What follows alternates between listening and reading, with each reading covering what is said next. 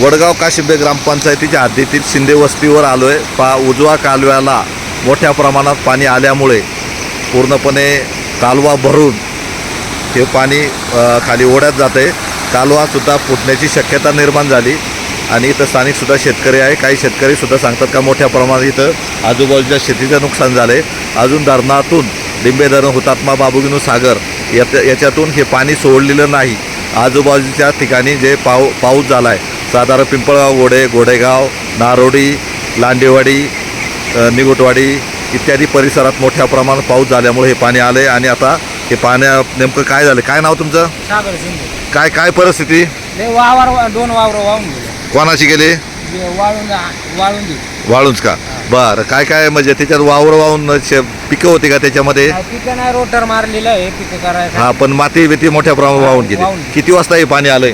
5 वाजून झाले, 5 वाजल्यापासून। पहाटे 5 वाजल्यापासून ना?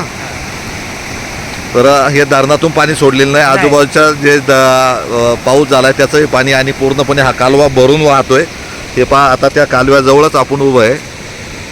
जे भीमाशंकर हॉस्पिटल आहे त्याच्या समोरचा हा स्पॉट आहे। भीमाशंकर हॉस्पिटलसुद्धा समोर दिसतंय पहा, मंचर गोडेगाव रस्त्यावरचं, आणि त्याच्या जवळचाच हा कालवा आहे। आणि कालव्याला धरणातून पाणी न सोडता पूर्णपणे तुडुंब भरून हा कालवा वाहतोय आणि त्याच्यामुळं हा कालवा ओव्हरफ्लो होऊन कालवा फुटण्याची शक्यता निर्माण झाली।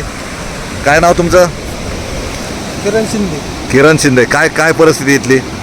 इथं रात्री भरपूर पाऊस झाल्यामुळे हां पाठ फुटण्याची आता शक्यता आहे। हां, किती वाजता हे पाणी ओव्हरफ्लो झाले? सकाळपासून पाठपासून पाणी निघाले का? आणि आजूबाजूला सगळ्या ओढ्यांना पूर गेलेत का? गेले सगळे। पिकांचं, शेतकऱ्यांचं काय नुकसान झाले का? झाले, वावर वाहून गेले। वावर वाहून गेले। पहा, म्हणजे धरणातून पाणी न सोडता मोठ्या प्रमाणात हा पूर आलाय। एक प्रकारे पूरच म्हटलं तरी वावगं ठरणार नाही।